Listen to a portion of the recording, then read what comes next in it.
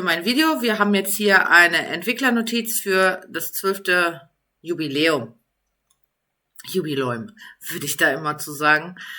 Und ich muss echt sagen, ich finde es cool. Ich finde es richtig, richtig cool. Ich habe mir sowas in der Art schon mal gedacht. Aber wir gehen jetzt einfach mal durch, ne? Also es fängt halt am 13. April an, ist ja nicht mehr lange bis dahin.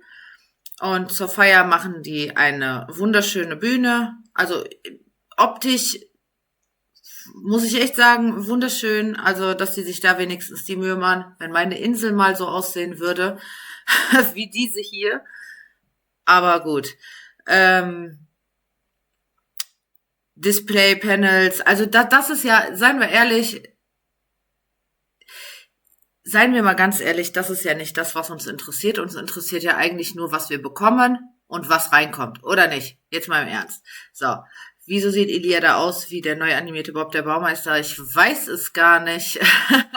Wenn es geil für alle sein soll, müssen sie an die Darkmons und Lightmons gehen. Wir wissen ja noch nicht, was an Events kommt, ne? Also für die Updates finde ich das schon mal ganz gut. Wir sagen jetzt mal hier als erstes, wir wollen ja immer wissen, was wir bekommen. Und wir werden bekommen eine Formwandlung für die Meerjungfrau. Finde ich wunderschön. Meine 10 Tetras werden sich sehr freuen. Und auch die Schischlitz und alles Mögliche. Also seid mal ehrlich, das sieht ja jetzt mal richtig cool aus. Formwandlungen gehen immer. Ich finde die auch toll, maybe. Muss ich echt sagen, Formwandlungen gehen immer. Gut. Und die Dekorationen finde ich auch schön, ne? Für die Leute, die gerne ihre Insel irgendwie gestalten, ist auch alles Mögliche dabei. Ist dann im Shop bei den Dekorationsitems. Also kann man nicht drüber meckern. Weiter geht's. Verschiedene Events zum 12. Jubiläum. Wenn ihr das zuvor erwähnte Bühnengebäude antippt, also das, wo Bob der Baumeister Elia ist, wie Scanny sagte, kommt ihr auf die Events und ich finde ganz ehrlich, das ist übersichtlich schön gestaltet. Man muss dann natürlich gucken, wie es hinterher ist, aber es ist schön, wenn es übersichtlich ist. Ich zum Beispiel, ich komme immer wieder also durcheinander. Habe ich jetzt schon alles durch, habe ich es nicht oder wie auch immer, finde ich cool, feiere ich. Wir gehen weiter. Wir haben eine besondere Summoners Walk Galerie für euch vorbereitet. Voll mit verschiedenen Inhalten, inklusive unveröffentlichter Concept Arts. Ja gut, sagen wir mal so, ich bin ehrlich, mich interessiert nur, was ich bekomme oder was ich erspielen kann. Ist nice, ne? Wenn man mal Langeweile hat, kann man sich das mal vielleicht durchlesen oder so, aber okay. Gibt vielleicht Leute, die es cool finden. Dann Check-in-Geschenke zum 12. Jubiläum. Während des Zeitraums des 12. Jubiläums erhaltet ihr täglich verschiedene Tagesbelohnungen beim Check-in. Denkt daran, täglich vorbeizuschauen. Check-in-Belohnungen immer ganz cool. Aber die kennen wir ja schon, ne? Ist jetzt nichts Neues. Genauso wie ein Video dazu. Ja, ein besonderes Video. Ihr könnt euch das ja gerne mal alle anschauen. Liebevoll gestaltet. Finde ich auch total süß. So, jetzt kommen wir zu dem, was ich eigentlich ganz cool finde. Also es gibt natürlich Leute, die sagen, das ist eine Belohnung für die Whaler, aber es ist für mich, liest es sich wie eine Art Pity-System. Ne? Also ihr müsst euch vorstellen, das ist so gemacht, man sammelt Beschwörungspunkte und mit jeder Beschwörung kriegst du halt diese Punkte. Wir machen das einmal hier und hier unten sieht man dann, wie viele Punkte man gesammelt hat. Natürlich, umso höher die Beschwörungsrolle ist, umso mehr Punkte bekommt ihr. Und bei 2000 Punkten bekommt ihr dann halt ein SafeNet 5.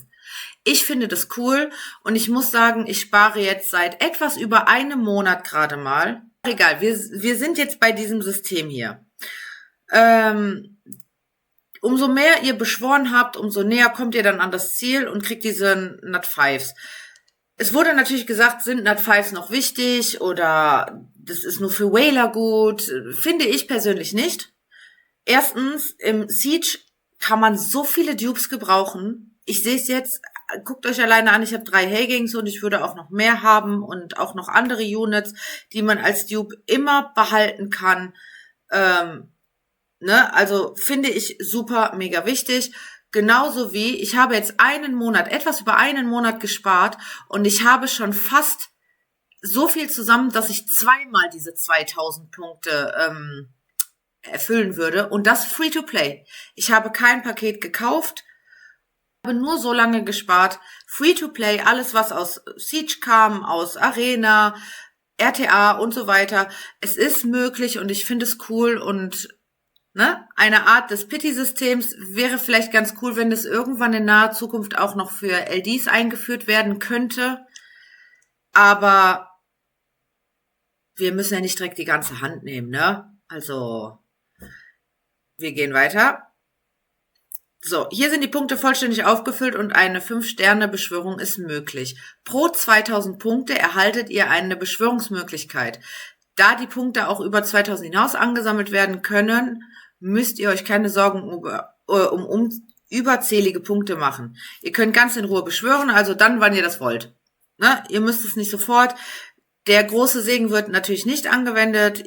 Wir haben das Beschwörungspunktesystem eingeführt, weil wir möchten, dass jede einzelne Beschwörung für euch noch bedeutungsvoller wird. Ich feiere es, ich finde es toll. Top, Daumen nach oben von mir. So, dann, was ich auch richtig, richtig cool finde, ist die neuen Relikte. Ihr kennt bereits Runen und Artefakte. Jetzt wird es in Summoners War ein brandneues Monster-Ausrüstungsdingen geben, die Relikte, also brandneue Monster-Ausrüstung. Zunächst möchten wir euch kurz erklären, was Relikte sind. Während Runen und Artefakte Ausrüstungen sind, die pro Monster einzeln verwendet werden, lässt sich ein einziges Relikt gleichzeitig auf bis zu 100 Monster. Doch. Und zwar kannst du ein Relikt, um es für euch zusammenzufassen, ihr bekommt dieses Relikt und dann dieses eine könnt ihr dann auf 100 weitere, also ihr könnt es dann auf 100 Monster gleichzeitig machen. Es ist jetzt nicht so wie eine Rune, die nur auf ein Monster gleichzeitig kann. Dieses Relikt kann auf 100 Monster gleichzeitig. Finde ich mega cool. Sage ich auch gleich warum. So, sicherlich habt ihr es schon mal erlebt, dass ihr eine gute Rune oder ein gutes Artefakt erhalten habt, es aber nur auf ein einziges Monster anwenden konntet und es schade fandet. Relikte unterliegen dieser Einschränkung nicht. Mit einem einzigen Relikt könnt ihr alle eure Monster demselben Effekt verleihen, also 100 Monster. Ne? Bitte beachtet, dass Relikte nur auf Monster angewendet werden können, die maximal Level 40, ja gut. Ne? Wir lieben mehr Schild-Heal-Effekte in RTA. Ja, du kannst ja, es gibt ja nicht nur mehr Schild- und Heal-Effekt, es gibt ja jetzt auch mehr Damage-Effekt. Also, kannst du ja countern. So. Hier sind die Screenshots dazu, da haben die das schon mal gezeigt. Es wird dann hier auf der rechten Seite einen Slot dafür geben. Ein neuer Relikt-Tab wird hinzugefügt und die Artefakte sind dann halt links. Ne? Das ist ja selbsterklärend. Und hier ist halt die Benutzeroberfläche, wo ihr dann entscheiden könnt, wahrscheinlich auf welchen Monstern die Relikte sein sollen mit der Option. Also zum Beispiel hier wäre jetzt Attack Main 15%. Doch, der ist schon plus 12 und dann bekommt ihr halt 1% mehr Damage pro 750 Attacke am Anfang des Battles. Also es ist cool. Ich finde es richtig cool. Ich kenne sowas aus anderen Games und ich finde das mega klasse. Da muss man wirklich noch mal ein bisschen überlegen, was graviere ich jetzt da ein, was graviere ich da ein und so weiter. Also es ist ein bisschen Köpfchen gefragt, was ihr wo drauf macht. So, und hier haben wir mal kurz zeigen wir den Aufbau der Relikte.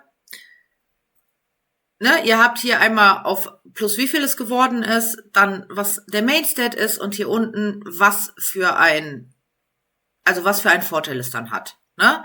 Also hier wie gesagt Haupteigenschaft. Hier sieht man dann auch nochmal, es geht anscheinend bis plus 15. Und dann hätte es 20% mehr Attack, oder Def oder HP. Da sieht man das ja dann alles, wie viel die Werte sind, könnten sich eventuell noch ändern, steht hier auch. Und dann gibt's halt die exklusive Eigenschaft. Hier gibt's halt einiges dann noch mehr. Es geht bis plus 15, aber wir werden gleich sehen, es ist nicht so einfach, also wo man dann denkt, alles klar, ich hau's jetzt direkt auf plus 15 und fertig und hab dann immer 1% mehr Damage pro 500 Attack. So einfach ist das nicht. Denn wir müssen die dann hinterher nochmal uppen. Aber da kommen wir gleich zu. So. Wir haben hier 16 Typen mit 6 Gruppen. Also ich glaube, es ist am Anfang natürlich sehr viel. Man muss sich da erstmal richtig, richtig durchlesen. Man muss sich daran gewöhnen. Aber ich glaube, wenn man sich dran gewöhnt hat, ist es genauso wie bei Runen auch oder auch wie bei den Artis jetzt. Wir haben am Anfang alle gesagt, ja, das ist zu viel und zu unübersichtlich und wir kommen nicht klar. Und wie viele haben gegen die Artis gestänkert und jetzt sind sie fester Teil. Und so denke ich, wird es bei den Relikten genauso sein. Es gibt verschiedene Setgruppen sozusagen und die geben dann auch nochmal an, für was hier dieses Relikt dann zuständig ist. Zum Beispiel Regeneration, ne, die Heilungs- und Schildmenge oder Ewigkeit erhöht zu Kampfbeginn das und das oder verringert und so weiter. Alle Werte habt ihr dann, also es ist hier unten auch nochmal rechnerisch beschrieben. Alle Werte der exklusiven Eigenschaft werden zu Kampfbeginn festgelegt. Also nicht irgendwann dazwischen, sondern ihr geht in den Fight und dann wird es festgelegt. Wenn beispielsweise die exklusive Eigenschaft erhöht zu Kampfbeginn die Max HP pro 150 Speed um 2% vorhanden ist und ein Monster zu Kampfbeginn eine Max HP von 30.000 HP hat und Speed 300, dann erhöht sich halt die HP um 1200. Also das ist halt rechnerisch. Da müsst ihr dann ein bisschen rumrechnen. Aber ich bin mir sicher, ihr werdet da schnell hinterkommen. Das ist am Anfang Gewöhnungssache. Der Mensch ist ein Gewöhnungstier.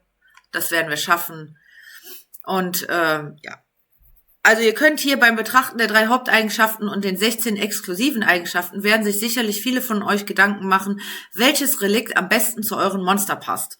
Da sich, wie bereits erwähnt, ein einziges Relikt gleichzeitig auf bis zu 100 Monster anwenden lässt, könnte es eine gute Strategie sein, eure Monster bereits im Voraus in Gruppen einzuteilen und zu überlegen, welches Relikt für welche Gruppe am besten geeignet ist. Genau. Dann habt ihr wieder was zu tun und wisst genau, was ihr macht. Ihr könnt dann einfach einteilen, alles klar, die Damager, also hier, keine Ahnung, Rigna, Lucian etc. packe ich in eine Gruppe, dann die Wasser Gandalf, Abelio und Taranis zum Beispiel in die andere Gruppe und so weiter. Da könnt ihr dann wirklich überlegen, wen ihr wo reinpackt und da wird es auch definitiv wieder Guides zu geben, die euch dann auch ein bisschen an die Hand nehmen und euch helfen dabei. Deswegen kommen wir jetzt zum nächsten Thema dazu, zu den Relikten, also die Haltbarkeit. Beim Aufwerten von Relikte gibt es einen wichtigen Punkt, den ihr unbedingt kennen solltet. Relikte unterliegen einem Haltbarkeitssystem, das es bei Runen oder Artefakten bisher nicht gab. Ich kenne dieses System, aber hier ist es jetzt neu.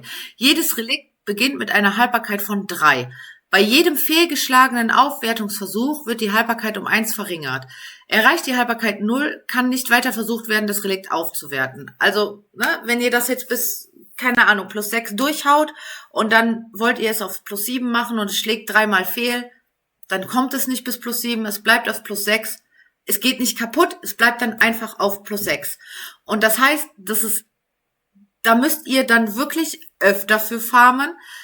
Es ist dann nicht so, ja, morgen bist du fertig mit allem, alle sind +15 und fertig, es wird an Acta gelegt. Nein, ihr müsst schauen und Glück haben und auch, dass das richtige Artefakt mit dem richtigen Hauptstat und dem richtigen Nebenstats auf +15 kommt.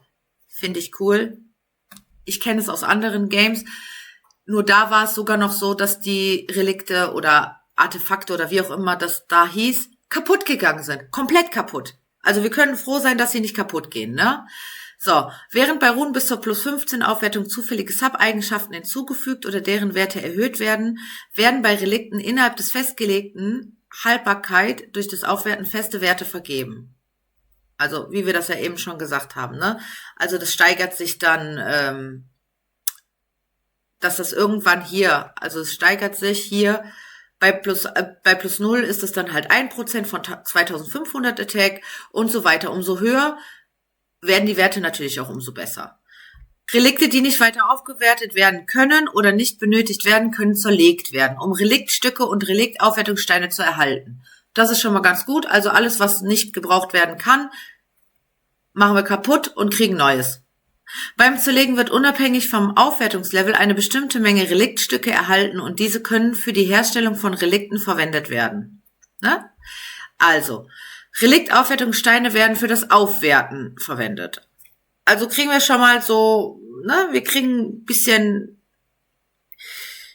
was zurück von dem, was wir dann auch geopfert haben. Ergo, je besser deine Gesamtstats auf dem Set auf einer Unit sind, desto mehr Value bringt ein Relikt.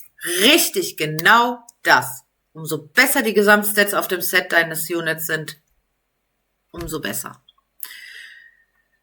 So, dann weiter. Relikte und entsprechende Aufwertungsmaterialien können auf folgende Weise erhalten werden. Das ist wichtig.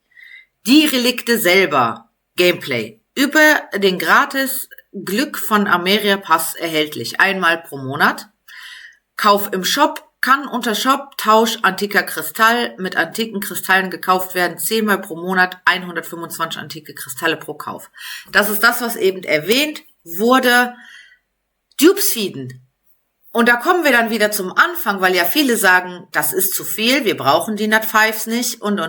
Doch, brauchen wir. Wir brauchen sie für Siege, wir brauchen sie aber jetzt auch, um Dupes zu feeden, nicht nur um LDs zu machen, sondern auch um die Relikte herzustellen. Also ist es super, super gut, dass wir an mehr Dupes rankommen. Weiter, Kauf im Shop kann unter Shop Tausch Arena mit Ehrenpunkte gekauft werden. Also ganz normale Arena. Dann nochmal in Shop Gilde mit Gildenpunkten. Und dann Reliktfertigung. Fertigung mit Reliktstücken, die beim Zerlegen von Relikten erhalten werden. Also es ist dann halt sowas wie Recycling. Wenn ihr Relikte bekommen habt, die nicht so gut sind, dann könnt ihr die wieder kaputt machen und kriegt dann wieder Stücke, womit ihr dann wieder neue Relikte herstellen könnt. Und wie gesagt, über Ameria, über Dupes, über Gilde und über Arena könnt ihr diese Reliktstücke kaufen. So, und dann die Reliktaufwertungssteine. Das ist ja dann, um das Relikt auf plus 15 irgendwie hochzuballern, mit Glück.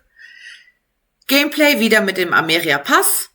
Dann erhalten beim Zerlegen von Relikten, wie wir eben gesagt haben, gibt's auch ein bisschen. Dann über den Kristallshop mit Kristallen gekauft werden. Also das ist dann eher, ne, wenn ihr eure Kristalle da reinstecken wollt, könnt ihr gerne machen. Dann wieder antike Kristalle mit Dupes, Arena und Gilde. Also selbe Beispiel, nur dass ihr hier, was hier jetzt noch zukam, ist, dass ihr das mit Kristallen kaufen könnt. Und da ein einziges Relikt gleichzeitig auf bis zu 100 Monster angewendet werden kann, wurden Relikte so gestaltet, dass sie in eingeschränkter Form als Rune oder Artefakt dienen. Ne? Also im Vergleich zu Runen oder Artefakten haben wir diese Relikt-Update mit den Gedanken vorbereitet, dass ihr in einem etwas längeren Prozess benötigte Relikte erhaltet, aufwertet und eure Monster damit weiter wachsen lässt. Also das ist, wie ich schon gesagt habe, nicht von heute auf morgen, sondern es benötigt Zeit. Ihr habt wieder neuen Anreiz, ihr könnt wieder neue Dinge tun und finde ich klasse. So, damit haben wir das vorgestellt, fertig. Was jetzt noch neu dazugekommen ist, das ist dann wichtig auch für Neuanfänger, aber auch die Leute, die länger dabei sind, bevor ihr wieder meckert, die werden genauso belohnt. Im Weg des Beschwörers werden Spezialmissionen neu hinzugefügt. Wenn alle Missionen aus 3 Bereichen abgeschlossen werden, könnt ihr folgende besondere Abschlussbelohnung erhalten. Nat4 Monsterunterstützung wählt und beschwört ein Nat4 Monster eurer Wahl aus den Attributen Feuer, Wasser, Wind. Ist okay, ist jetzt vielleicht für die Neulinge sehr gut, für die Leute, die etwas länger dabei geworden sind. Ja, ist vielleicht auch ganz okay, wenn ihr irgendwo mal ein HOH verpasst habt oder wenn ihr irgendwo mal ein Dupe braucht für Siege. Ich zum Beispiel war sehr lange dran, weil ich keinen Morris hatte, weil ich die immer alle gefeedet habe. Könnt ihr das machen. Genauso wie bei einem Nat5. Ihr könnt dann ein Nat5 eurer Wahl und das finde ich mega gut. Ich weiß noch gar nicht, was ich nehme, weil mir fehlt Lamiella, mir fehlt der Windmonker. Mega gut. Ihr könnt ein Nat5 eurer Wahl beschwören, was euch schon immer gefehlt hat oder wovon ihr schon immer ein Dupe haben wolltet. Ne? Und Aufwertung eines Nat5-Monsters bis zu 10 Fertigkeitsaufwertungen. Also direkt noch Skill-Ups. Was will man mehr? Was will man mehr? Diese Spezialmissionen sind zeitlich unbegrenzte Dauermissionen, die jederzeit absolviert werden können.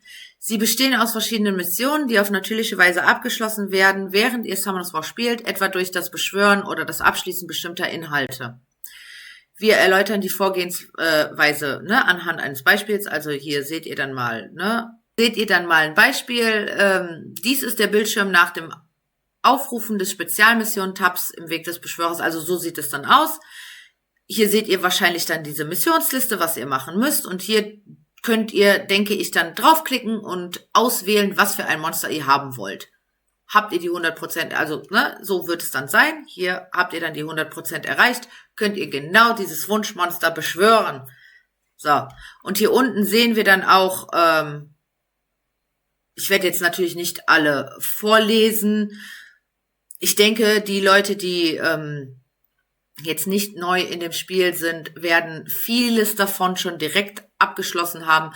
Aber die Leute, die neu dabei sind, ihr könnt euch das dann mal durchlesen. Das sind nicht schwere Sachen. Also ich finde es sehr, sehr gut. Und ihr kommt so oder so im Laufe des Games, kommt ihr da durch.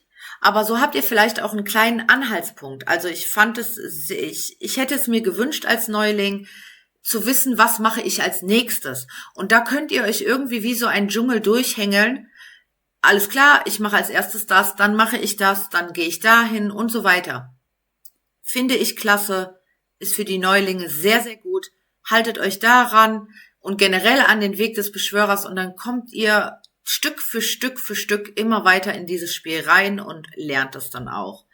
Also, das ist ja dann hier, wie ich gesagt habe, für Beschwörer, die gerade erst mit SW angefangen haben, ist das eine solide Grundlage für das Wachstum. Und für alle, die schon länger dabei sind, ist es halt super Loot, der on top kommt. Und wer beschwert sich denn über Gratiszeug, Jetzt mal im Ernst. Quest im Weg des Beschwörers werden verbessert, also die Monster, die als Belohnung für die Quest im Nekropolis und Dungeon der Seelen vergeben werden, werden durch Monster ersetzt, die für das Abschließen dieser Dungeons hilfreich sind. Okay, bessere Monster. Dann Anwendungsbereich des Glücks von Ameria wird erweitert. Das Glück von Ameria wird nun auch auf die Attribut-Dungeons im Kairos-Dungeon angewendet.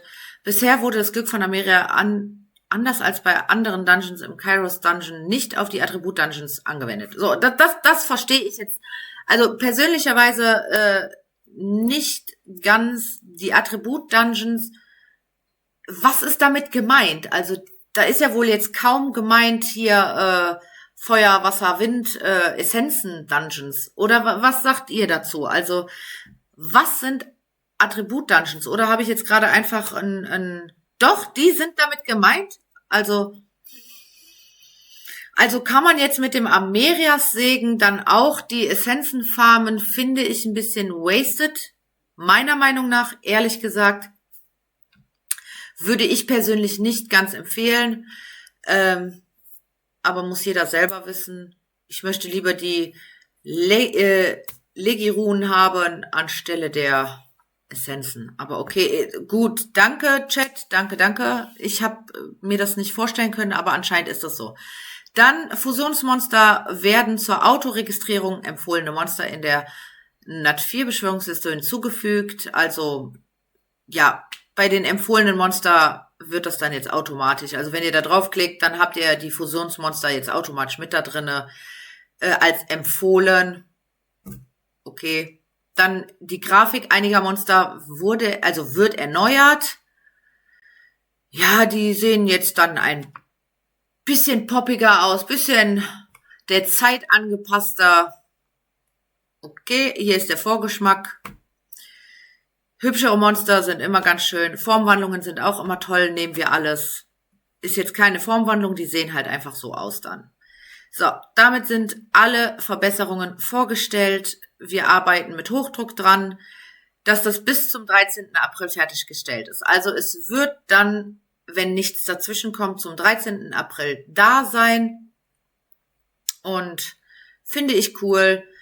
Dann kommt jetzt noch was. Zuletzt möchten wir vor dem Abschluss dieser Entwicklernotiz noch eine weitere geplante Ergänzung zum Update zum 12. Jubiläum vorstellen, an der wir derzeit für ein Update gegen Ende April. Also nicht jetzt am 13. April, sondern das ist das nächste dann. Und da hängeln wir uns jetzt ein bisschen durch, weil das war auch in meiner Gilde ein bisschen missverständlich. Vielleicht könnt ihr dann da auch noch ein bisschen was reinschmeißen, wie ihr das aufgefasst habt. So, unser Ziel ist es, die Nutzung der verschiedenen Inhalte in Summoners War komfortabler zu gestalten. Daher arbeiten wir derzeit intensiv an der Planung und Entwicklung von Voreinstellungen. Erstmal genial. Ich liebe Voreinstellungen und Decks und so weiter. Hier sind vorab die wichtigsten Punkte zur geplanten Deck-Voreinstellungsfunktion. So, was ist eine Voreinstellung? Eine Weiterentwicklung der bestehenden Deck-Speicherfunktion. Benutzt ihr Decks? Ich benutze sie gerne. Ich habe sie gespeichert sogar. In Voreinstellungen werden nicht nur die Monsterinformationen, sondern auch die auf die jeweilige Monster eingravierten Runen- und Artefaktinformationen separat im Deck gespeichert. So.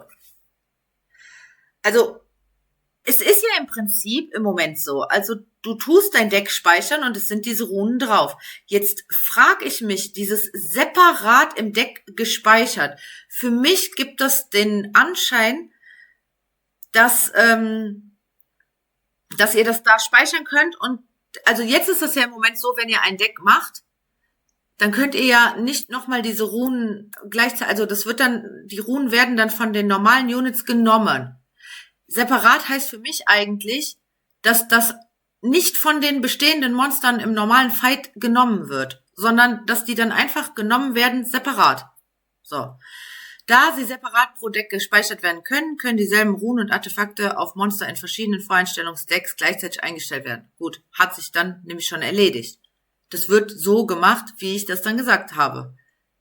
Das heißt, ihr könnt gleichzeitig. Es ist jetzt nicht mehr so, dass wenn ich jetzt meine Deckeinstellung aufrufe, meine Arena-Dev nicht mehr geruht ist, zum Beispiel. Sondern es ist alles separat. Finde ich klasse. Finde ich mega, mega gut. Jetzt ist es nämlich immer so, wenn ich irgendwas nehme für den Weltgildenkampf oder für den Siege und nehme das dann rüber, dann ist meine Arena zum Beispiel nicht mehr geruht oder mein Dungeon-Team ist nicht mehr geruht oder sonst was. Das ist jetzt nicht mehr der Fall. Es ist separat. Top. Super. Finde ich klasse. Auch wenn die Basisrunen und Artefakte eines Monsters durch andere ersetzt werden, können Kämpfe weiterhin im ursprünglichen Voreinstellungsstatus durchgeführt werden. Also, wie wir gesagt haben. Die bestehende Deckspeicherfunktion wird auf Voreinstellungen umgestellt werden. Gleichzeitig werden Voreinstellungen auch für die Inhalte Tempel des Chaos, Kairos, Dimensionsloch hinzugefügt. Verteidigungsdecks aller Inhalte werden auf Voreinstellungen umgestellt werden.